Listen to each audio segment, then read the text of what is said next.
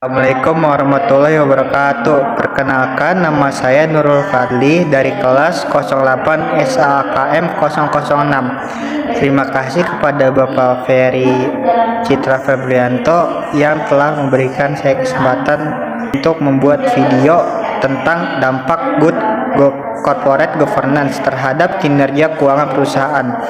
Penerapan tata kelola perusahaan atau yang disebut corporate governance sangatlah penting sebagai salah satu proses untuk menjaga kesinambungan usaha perusahaan dalam jangka panjang yang mengutamakan kepentingan para pemegang saham, stakeholder, dan pemangku kepentingan yang lain.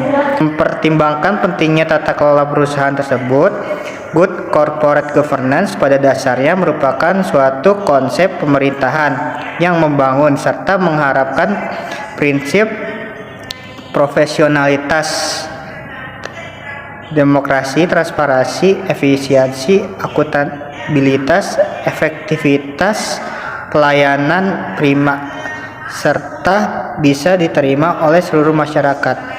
Good corporate governance juga dapat diartikan sebagai nilai yang menjunjung keinginan rakyat dan mampu meningkatkan kemampuan rakyat untuk mencapai keadilan sosial.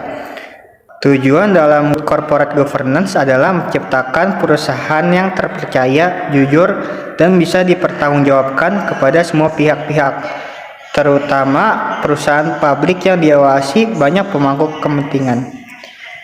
Berikutnya itu prinsip good corporate governance. Prinsip dasar dalam GCG yang sering digunakan adalah keterbukaan atau transparansi, akuntabilitas, tanggung jawab, independensi, dan kewajaran. Yang pertama, keterbukaan. Artinya, perusahaan harus memberikan informasi yang relevan, material, secara tepat waktu kepada pemangku kepentingan, termasuk pemegang saham, investor, dan masyarakat umum. Selanjutnya, akuntabilitas. Perusahaan harus bertanggung jawab atas kinerjanya dan dapat dipertanggungjawabkan kepada semua pemangku kepentingan. Yang selanjutnya yaitu tanggung jawab atau responsibility. Perusahaan memiliki tanggung jawab terhadap semua pemangku kepentingan, termasuk pemegang saham, karyawan, pelanggan, pemasok, dan masyarakat luas.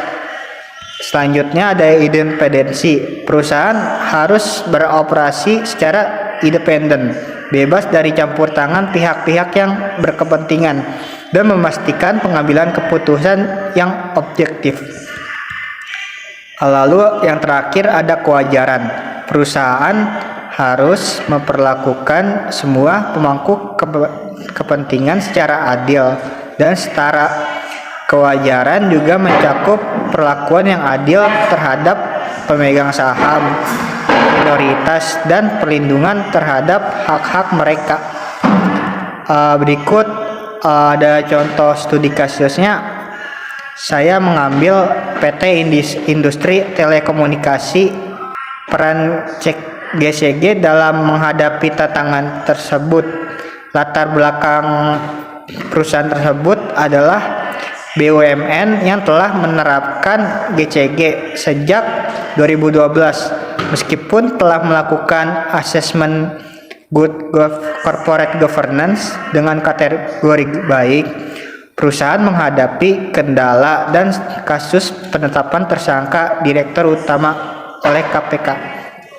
Nah, tantangan dari PT tersebut yaitu kasus penetapan tersangka menunjukkan bahwa meskipun secara normal GCG telah diterapkan, tetapi masih terdapat kelemahan dalam implementasinya di lapangan, khususnya pada aspek integritas pimpinan, pengawasan internal dan eksternal, serta kebijakan rewards atau punishment yang belum optimal.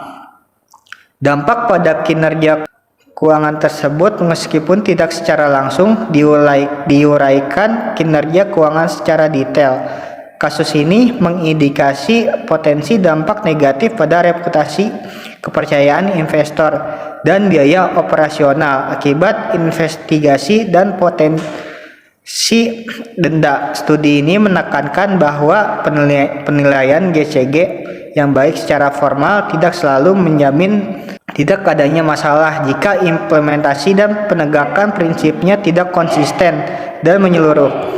Dengan adanya GCG, perusahaan dapat membantu dalam pengambil keputusan yang lebih baik, efisien, dan efektif, yang pada akhirnya meningkatkan kinerja perusahaan dan meningkatkan kepercayaan investor. Pemangku kepentingan lainnya yang mendukung keberlanjutan usaha dengan memperhatikan kepentingan seluruh pemangku kepentingan. Kesimpulannya, penerapan good corporate governance merupakan investasi jangka panjang yang krusial bagi perusahaan telekomunikasi termasuk PT Inti. Dengan menerapkan prinsip-prinsip good corporate governance, perusahaan dapat meningkatkan kinerjanya, membangun kepercayaan, dan memastikan keberlanjutan usaha dalam jangka panjang. Penerapan good corporate governance juga membantu perusahaan untuk memenuhi ekspektasi pemangku kepentingan dan beroperasi secara transparansi, akuntabel, dan bertanggung jawab. Baiklah, sekian video dari saya. Kurang lebihnya mohon maaf. Wabillahi taufik wal hidayah. Assalamualaikum warahmatullahi wabarakatuh.